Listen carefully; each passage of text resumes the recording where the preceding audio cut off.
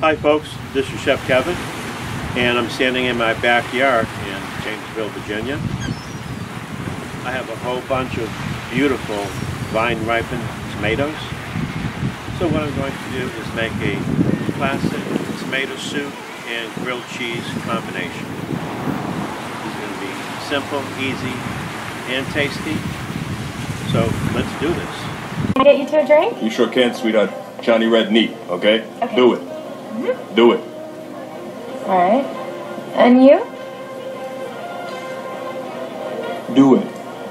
Bacardi and Cola, do it, do it.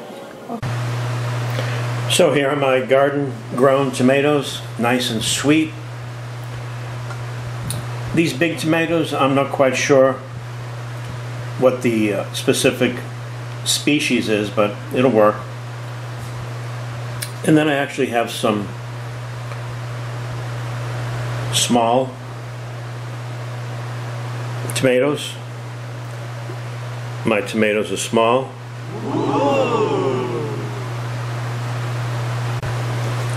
The prep on this is very easy. Basically, I'm just going to cut it in half and then take out the stem.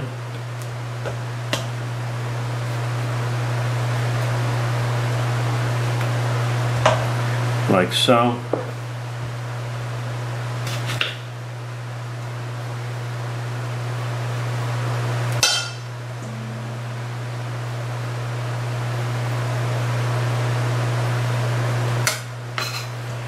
Now some of them may have some marks on them. These are all in pretty good condition. But if you see something that's not attractive, you can go ahead and cut it off.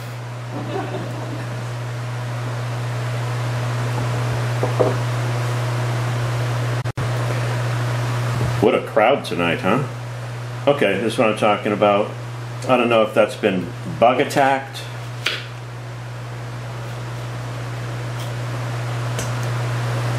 But I'm not going to use that. This is not bug soup. Okay, and as far as the cherry tomatoes go, I'm just going to put them in whole, and then we're good to go on that. Okay, I'm going to finish this off and then prep the garlic. So I have 4 cloves of garlic here, and I'm not going to chop them up, but instead I'm going to put them through the garlic press. This way I get a fair amount of juice out of it.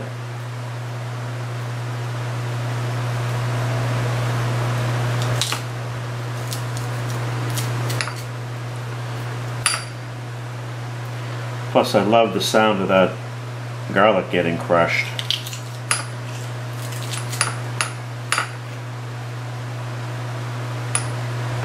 One more. Okay folks, let's go to the stovetop. Okay, so I have a 4-quart Saut cast iron pot here. It doesn't have to be that particular pot. Any pot will work. I have some extra virgin olive oil. This is the one for sauteing and stir frying. This is the one you want to use. You don't want to use a robust oil. I also have half a stick of butter. Butter is flavor. And if you want to keep this on the vegan side, use more oil and no butter.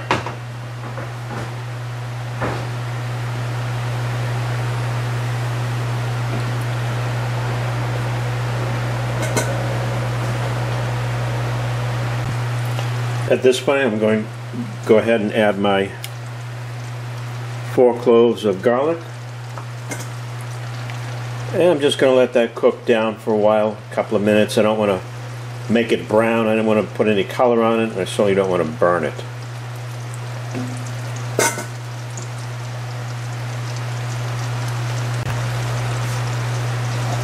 Okay, I'm going to go ahead and add my peppers and tomatoes. Not adding any water or anything because there's a ton of water in these tomatoes. Vegetables are 95% water. And I'm just going to let these cook down in their own juices.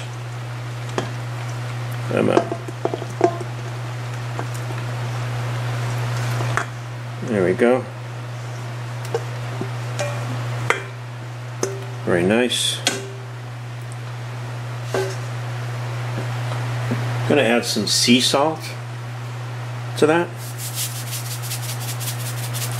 That'll help reduce the tomatoes as well as give it some taste. Salt as a flavor enhancer. I can always add more salt later. I think that's enough. Now I'm going to add some herb de Provence. This is a mixture of dry herbs. This was originated in France in the Provence section. It's a combination of rosemary, lavender, basil, thyme, marjoram, bay leaf, sage, savory fennel, and oregano. Now this is an option. You don't have to put this in there. If you want to just put a bay leaf in, or if you want to, don't put anything in, but who likes boring food?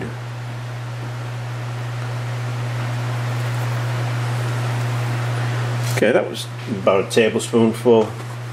I don't want to add too much. It's not supposed to be herb de Provence soup. So I have this on a medium-high heat, and it's going to take about 45 minutes or so to all melt down, and then I'm going to pass it through a strainer. So keep watching. So it's been about half hour. Let's take a look-see here. Well, we're about halfway home, I'd say. I'm going to go ahead and add some white wine.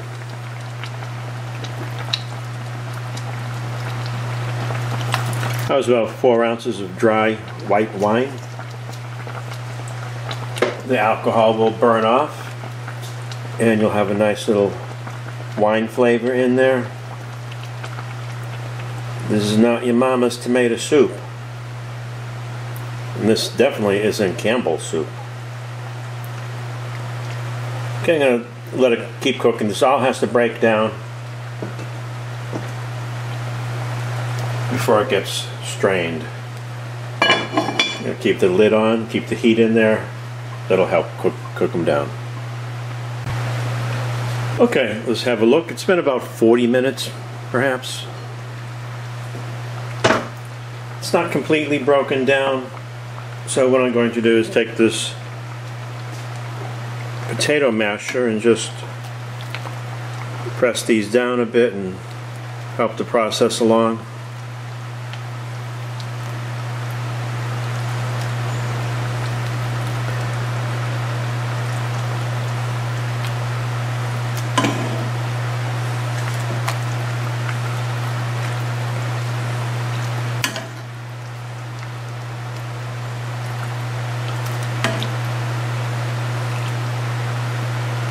I actually tasted it a few minutes ago, and the taste is just phenomenal. Okay, I'm going to mash these up a little bit and just cook them through a little bit more and then complete the process. Okay, so here's my soup. That took about an hour actually at a simmer. This is a food mill. This is used for grinding down food. It makes it very easy in this case to separate all the skin and the seeds and all that. You don't want that in your soup. If you don't have a food mill, you can use a strainer, a large strainer. This is way too small. So I'm just going to take some soup, place it in the food mill.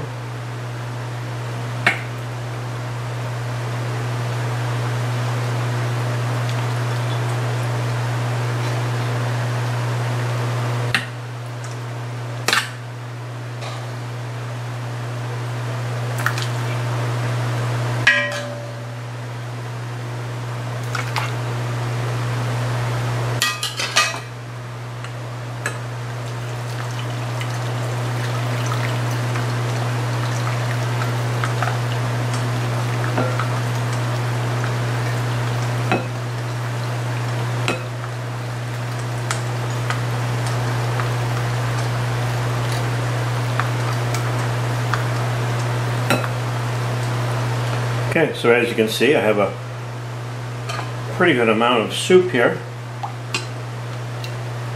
And I have all the skin and seeds in the bottom of the food mill, so I'm just going to clean this out and do it again. Okay, I'm reheating the soup to the proper temperature. Let's make the sandwich. I'm using Pepperidge Farm Jewish style pumpernickel. I like this as compared to a white bread. This has more taste, this has more character to it. So I have 2 pieces here, and I have room temperature butter, and you should use a room temperature butter because you want to be able to smear it evenly, just like that. This is smoked Gouda cheese with bacon, nice and thickly cut.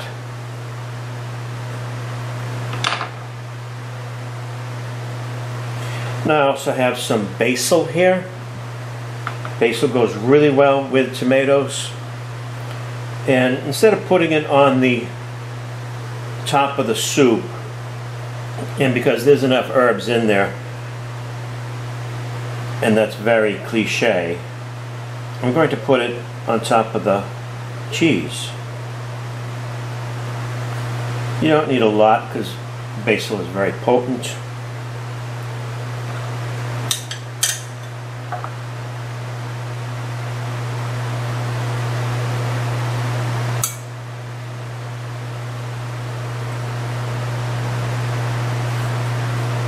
Okay, let's go to the stovetop. Okay, I have a heavy cast iron non-stick Staub saute pan here. Nice medium heat.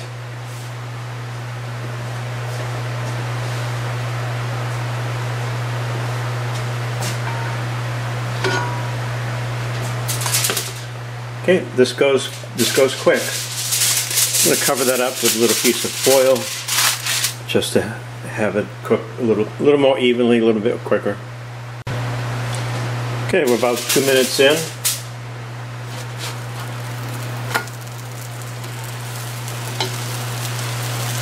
Not nearly done enough. You want that to be nice and brown. It is sizzling around the edges though, so it's just take a few more minutes.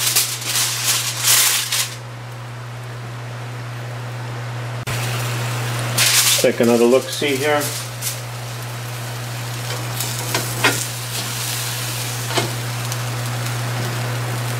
To the other side.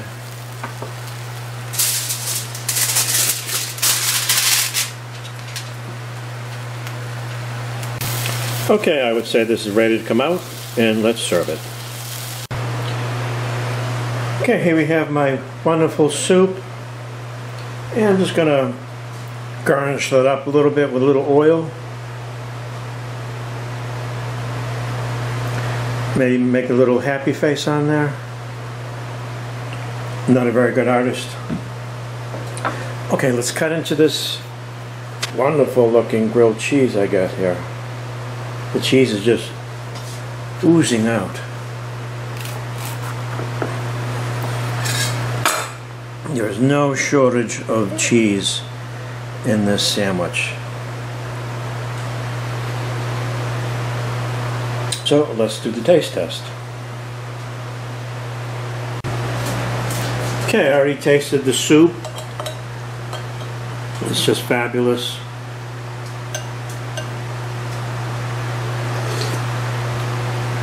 Oh, that's so good. Just the right amount of herbs in there.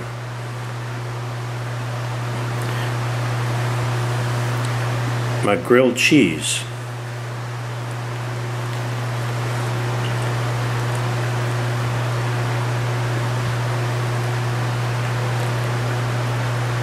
This is serious comfort food here.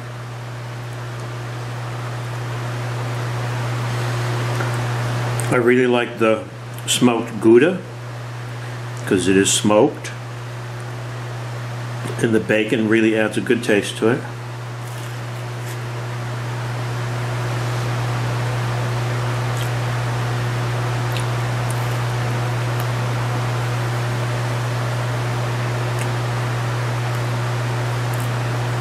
This is so luscious. Okay, folks. My parents taught me it's impolite to talk while you're eating. So I'm going to end this rather long video. I hope you enjoyed it. This is something you can easily do at home. If you don't have homegrown tomatoes, you can pick some up at a local farm stand, I'm sure. And once you've had this soup, you're just gonna never go back to canned tomato soup at all. So, if you like this video, then throw me a friggin' bone here. Throw me a frickin' bone here.